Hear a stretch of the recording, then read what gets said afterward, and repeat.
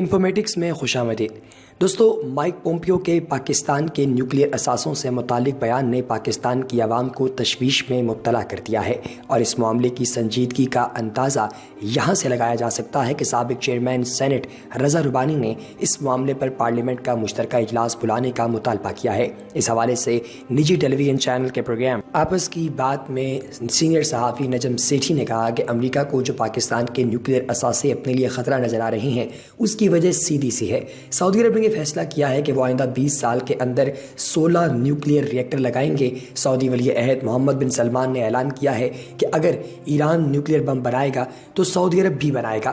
سعودی عرب نے یہ بھی اعلان کیا ہے کہ نیوکلیئر ریئیکٹرز پر $40 ارب خرچ کیے جائیں گے، اور نیوکلیئر ریئیکٹرز نیوکلیئر فیول بناتے ہیں جس کے لیے بم بنتے ہیں۔ سعودی عرب تیل بناتا ہے، انہیں انرجی کی کیا ضرورت ہے؟ کہا جاتا ہے کہ یہ سب انرجی کی تنوع کے لیے کیا جا رہا ہے، لیکن ایک بات واضح ہے کہ سعودی عرب اب نیوکلیئر پروگرام شروع کرنا چاہتا ہے۔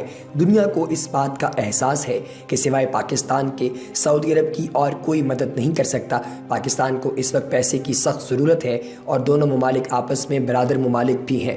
ہم جی حضوری بھی کرتے ہیں، اسی لیے ایران ہمارے مخالف ہو گیا ہے۔ اسی لیے آج کل سعودی عرب ہم میں بڑی دلچسپی کا اظہار کر رہا ہے، اور اسی لیے اب امریکہ کو بھی خطرہ نظر آنا شروع ہو گیا ہے کہ کہیں یہ نہ ہو کہ پاکستان خفیہ طور پر نیوکلیئر ریئیکٹرز بنانے میں سعودی عرب کی مدد کرنا شروع کر دے۔ اسی لیے امریکہ نے نشاندہی کی ہے۔ ایک طرف اسرائیل بھی ایران کے نیوکلیئر پروگرام کے حق میں نہیں ہے۔ اسرائیل یہ چاہتا ہے کہ ایران کا نیوکلیئر پروجیکٹ بند ہو، اور وہ یہ بھی چاہتا ہے کہ سعودی عرب کا بھی نہ رہے۔ اگر سعودی عرب کا بن گیا تو آج محمد بن سلمان ہے، کل کوئی اور آ سکتا ہے جو اسرائیل کے خلاف ہو۔ امریکہ اور اسرائیل کا ماننا ہے کہ دنیا بھر میں جتنی ایٹمی قوتیں ہیں، ان میں 2 زیادہ ہی ہیں، ان کو 5 ہونا چاہیے تھا، لیکن اب پاکستان اور کوریا کے پاس بھی ایٹمی طاقت ہے۔ ہم پر ایک وقت میں امریکہ کا بہت دباؤ تھا، لیکن چونکہ امریکہ کو افغانستان میں ہماری ضرورت ہے، لہٰذا اب وہ دباؤ کم ہو گیا ہے۔ انہوں نے مزید کہا کہ امریکہ جیسے ہی افغانستان سے نکلے گا، ایک مرتبہ پھر سے امریکہ پاکستان کے نیوکلیئر پروگرام کو لے کر ہم پر دباؤ ڈالے گا، اور یہ میری پیش گوئی ہے۔ دوستو، انفارمیٹکس میں آپ احباب کو بہت ساری ایسی باتیں ہم لوگ بتاتے ہیں جو کہ پاکستان کے مختلف قسم کے نیوز سیکٹ سے ایکسٹریکٹ کی ہوتی ہیں۔ اگر آپ نے ابھی تک ہمارے چینل کو سبسکرائب نہیں کیا تو ابھی چینل کو سبسکرائب کیجئے اور بیل آئیکن پر کلک کیجئے، تاکہ آپ کو آنے والی انفارمیٹیو ویڈیوز کی اپڈیٹس وقتاً فوقتاً ملتی رہیں۔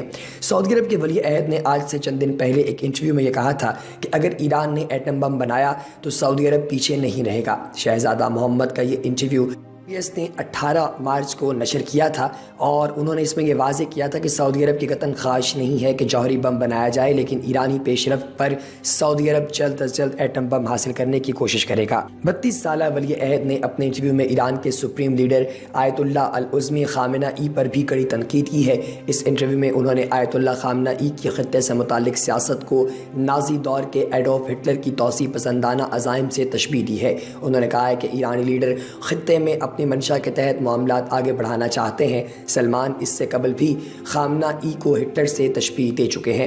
سعودی ولی عہد نے ایران کے حوالے سے جن خیالات کا اظہار کیا ہے، وہ ان کے امریکی دورے سے قبل خاصے اہم خیال کیے گئے ہیں۔ آپ احباب کی کیا رائے ہے سعودی ولی عہد کے اس طرح کے بیانات پر؟ آپ نیچے دیے گئے کمنٹ سیکشن میں تحریر کر سکتے ہیں۔ آپ کی رائے کا ہمیں انتظار رہے گا۔ سعودی ولی عہد نے ایران کے حوالے سے جن خیالات کا اظہار کیا ہے، یہ خیالات ان کے ذاتی نوعیت کے ہیں۔ یہ امر اہم ہے کہ سعودی حکومتی کابینہ نے منگل کو یعنی 13 مارچ کو قومی جوہری پالیسی کی منظوری دی تھی۔ سعودی عرب اگلی 2 دہائیوں کے دوران 16 جوہری توانائی کے مرکز قائم کرنے کی منصوبہ بندی کیے ہوئے ہے۔ ریاض حکومت امریکہ سے جوہری ٹیکنالوجی کے حصول کی کوششیں کرنے میں بھی اس وقت بہت ہی زیادہ مصروف ہے، اور امریکی ٹیلی ویژن چینل کو دیے گئے اس خصوصی انٹرویو کے مختلف حصوں کو نیوز ایجنسی AFP نے اس کی ریلیز سے قبل ہی جو ہے وہ اس کو کوٹ بھی کیا تھا کئی جگہوں پر۔ دوستو، اب آپ کو میں بتاؤں گا دنیا کے چند ایسے ممالک کے بارے میں جو کہ بھاری اسلحے کے سب سے بڑے خریدار ہیں۔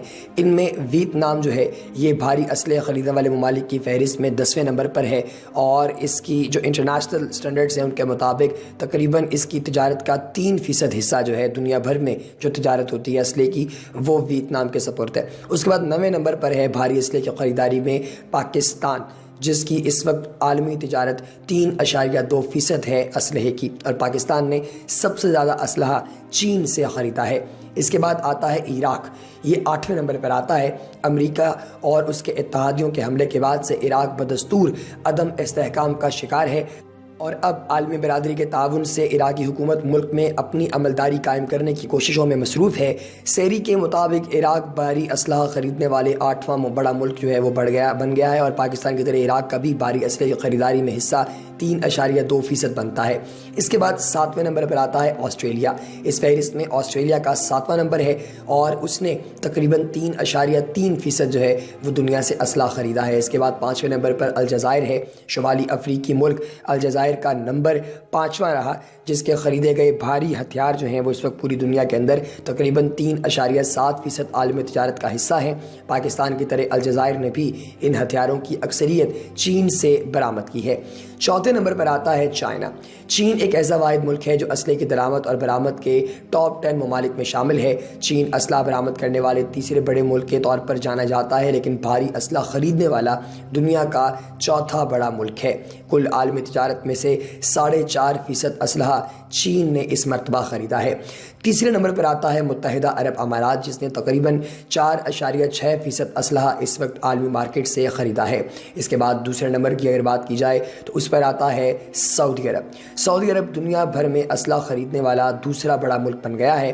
سیری کے مطابق گزشتہ 5 برسوں کے دوران سعودی عرب کی جانب سے خریدے گئے بھاری ہتھیاروں کی شرح 8.2% بنتی ہے اور نمبر 1 پہ یعنی کہ پہلے نمبر پر آتا ہے بھارت۔ سب سے زیادہ بھاری ہتھیار بھارت نے درآمد کیے ہیں۔ سیری کی رپورٹ بھارت کی جانب سے خریدے گئے اسلحے کی شرح جو ہے اسے مجموعی عالمی تجارت کے اندر جو ہے وہ تقریباً 13% بتاتی ہے کہ 13% اسلحہ جو ہے وہ بھارت نے خریدا ہے۔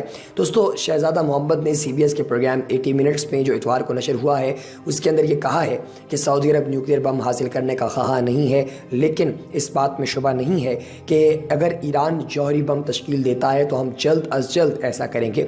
سعودی عرب میں بہت سے معاملات ڈیفرنٹ ہو رہے ہیں آج کل۔ سعودی عرب میں مثبت تبدیلیاں بھی آ رہی ہیں، بہت سارے چیزیں ایسی سعودی عرب کے اندر ہو رہی ہیں جو اس سے پہلے سعودی عرب میں کبھی نہیں ہوئی تھی، جیسے کہ شوہر کی اجازت کے بغیر کاروبار کا اختیار، فیشن شو کی اجازت، ٹیلی ویژن چینلز کے اوپر خواتین آ کر بیٹھ رہی ہیں، ان کے بارے میں جو ہے وہ ابھی سعودی عرب کچھ نہیں کر رہا۔ تو یہ کچھ ایسی چیزیں ہیں سعودی عرب کی جن چیزوں کے بارے میں اگر غور کیا جائے تو واقعتاً یہ کافی بڑی چیزیں ہیں۔ ابھی ہم سعودیہ کے اندر جو چیزیں ہو رہی ہیں، یعنی کہ جو یہاں پہ سعودیہ کے اندر بلکہ میں تو یوں کہوں گا کہ ایولیوشن کا جو ایک سٹیپ یہاں پہ چل رہا ہے اس کے اوپر بھی تھوڑا سا ہم اظہار خیال کر لیتے ہیں کہ سعودی عرب کے اندر اس وقت کیا کیا نئی چیزیں چل رہی ہیں۔ تو دوستو، سعودی عرب میں اس وقت ایک مثبت تبدیلیاں جو ہے وہ رونما ہو رہی ہے۔ سعودی عرب اس وقت مثبت تبدیلی سے گزر رہا ہے۔ سعودی عرب کی شہزادی ریما بنت بندر السعود کا جو جنرل سپورٹس اتھارٹی کے منصوبہ بندی اور ترقیاتی ادارے کی نائب سربراہ بھی ہیں، ان کا یہ کہنا ہے کہ اب اور عرب کے اندر جو ہے وہ عورتوں کو نہ صرف حقوق دیے جا رہے ہیں بلکہ صنعتی غیر جانبداری بھی ہے، کیونکہ سعودی عرب ایک بین الاقوامی معاشرے کا حصہ ہے جس کے لیے ہم بین الاقوامی شہری جو ہیں وہ بالکل اسی پیٹرن کے اوپر اپنی عوام کو بنا رہے ہیں جو کہ ہمارے لیے 2030 کا ایک ٹارگٹ بنا ہوا ہے۔ 2030 تک ہمیں دنیا جیسا ملک بننا ہے۔ اس وقت کے ولی عہد شہزادہ محمد بن سلمان نے شہزادی ریما کو سعودی خواتین کو اولمپکس میں نمائندگی کے لیے تیار کرنے اور اسپورٹس اکانومی کی بنیاد رکھنے کی ذمہ داری سونپی ہوئی ہے، جس کے خلاف اس وقت وہاں کے مذہبی رہنماؤں نے احتجاج بھی کیا ہے۔ سعودی عرب اسپورٹس، انٹرٹینمنٹ اور کمیونٹی ایکٹیویٹیز کو بیک وقت فروغ دینا چاہتا ہے۔ یہ بھی ایک وجہ ہے کہ ہم اس وقت تبدیلی کے دور سے گزر رہے ہیں، لیکن ان لوگوں کو جو کہتے ہیں کہ ہم شاید اپنے وعدے پورے نہ کر سکیں اور واپس پیچھے کی طرف چلے جائیں، ان سے کچھ مہلت مانگتے ہوئے ہم انہیں یہ یقین دلاتے ہیں کہ ہم آگے ضرور بڑھیں گے، کیونکہ ہم جانتے ہیں کہ ہمارے لیے کیا اہم ہے۔ یہ بھی کہا گیا کہ جو پابندیاں ہماری ترقی کی راہ میں حائل نہیں، ہم انہیں کیوں ترک کریں۔ معاشرے کی ظاہری شکل قدامت پسندی کی ترجمان نہیں، یہ ایک ذہنی کیفیت ہے۔ اس کا تعلق سر ڈھکنے یا پردہ کرنے سے نہیں ہوتا۔ شہزادی ریما بنت بندر السعود، شہزادہ بندر بن عبد السعود جو ہیں ان کی صاحبزادی ہیں، اور اپنے خیالات کا اظہار انہوں نے واشنگٹن DC میں اٹلانٹک کونسل سے خطاب کرتے ہوئے کیا تھا۔ دوستوں، میں آپ کو یہاں پر یہ بھی بتانا چاہوں کہ سعودی عرب کے اندر جو اس وقت مزید جو پریٹینشنز ہو رہی ہیں، ان کے اندر ایک بڑی تعداد ان عوام کی ہے، ان لوگوں کی ہے جو کہ واقعتاً یہ چاہتے ہیں کہ سعودی عرب ترقی کی منازل طے کرے اور آگے سے آگے بڑھے، لیکن بہت سی عورتیں ایسی بھی ہیں سعودی عرب کے اندر جو کہ ابھی بھی اسی قدیم پیٹرن کو فالو کرنا چاہتی ہیں اور اسی پیٹرن کے مطابق اپنے آپ کو ڈھانپ کر چھپا کر رکھنا چاہتی ہیں۔ لیکن دیکھیں، بات یہ ہے کہ پردہ یا کسی سے اپنے آپ کو چھپانا یا جو آپ کے دل کے اندر کسی کے لیے عزت ہے، یہ ساری چیزیں تب تک جو ہے وہ انڈیپینڈنٹ ہوتی ہیں جب تک آپ کا دماغ کھلا ہوا ہوتا ہے، جب تک آپ براڈ مائنڈیڈ ہوتے ہیں۔ جس لمحے آپ کنزرویٹو ہو گئے، سمجھیں کہ آپ کی زندگی اور آپ کی ترقی کے اوپر وہیں سے فل سٹاپ لگنا شروع ہو جاتا ہے۔ اگلی ویڈیو تک دیجیے اجازت، اللہ نے کہا۔